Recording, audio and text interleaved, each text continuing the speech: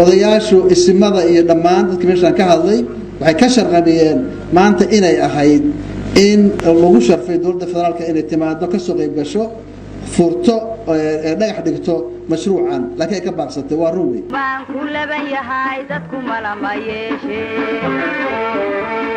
midigtuba miciin male hadday bidixdu maqan tahay walaba mataano hawsha maamulaaye dekedan waxaa dhagax dhigay oo bilaabay madaxweynihii hore laakiin maanta meeshay marayso oo ah in dhagaxeeda aad u jeedaan sababta waxa iska lahaa madaxweyne Saciid Cabdullaahi Dani oo runtii ka shaqeeyay dhagaxaas wixii lagu jabinayay iyo waliba inay maanta meesha soo gaarto nimciyo deganaan dadaalu gashe dalkoo horumara ku dirisada oo adoo isku duuban wanaaga dugso daryeel ku labe dantaada bulshooy كدان مراحل بدن bay soo martay way adkaatay dawladay u baahatay dadka reer Puntland waxay isiraahdeen kaalmaysta dawladdu weyn inay insurance-ga ay maaragtay damaanad noqoto madaxweynihii federaalka iyo ra'iisul wasaarihii iyo waa la hadlo waa suuragal wada inay damaanad naga qaadaan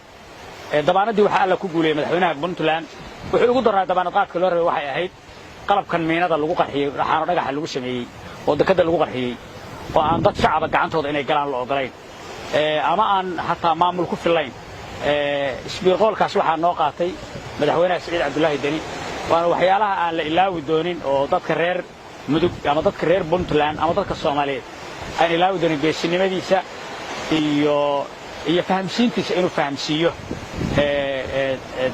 dawladihii xoog lahaa oo miinadan haystay muddada dhan oo ay marka maraakiibta haystay ay saarayd iyo qalabkii dekada lagu dhisay oo muhiimka u ah in la dhiso waxa aan u raadinayna dawladda federaalka inay mas'uuliyadda noo qaato oo nagu dabeynato iyaga ay ahaayeen dadka iyaga wuxuu dhisanayay marka la rabay inuu madaxweynuhu dhagax dhigo ra'iisul wasaaruhu dhagax dhigo ujeedada laga lahaa waxay ahayd damaanad inay noqdaan qalabkaas la haystana ay noqdaan wax iyagu dabiin ka yihiin meesha ay meel dawladeed noqoto laakiin way nagala baqayleen alxamdulillah geesiga nin geesi dalka haduu haysto wax kasta u bareera Saciid oo runtii nin geesiya oo fahma badan fahamsiin oo dadka wax fahamsiyo oo luqadda yaqaana language-ka ay international ku hadlaan ayaa ku guuleystay aad ayaan uga mahadcelinayaa maskax lagu dadaaliyo ilaan garasho waama muruq lagu shaqeeyo ilaan quruxi waama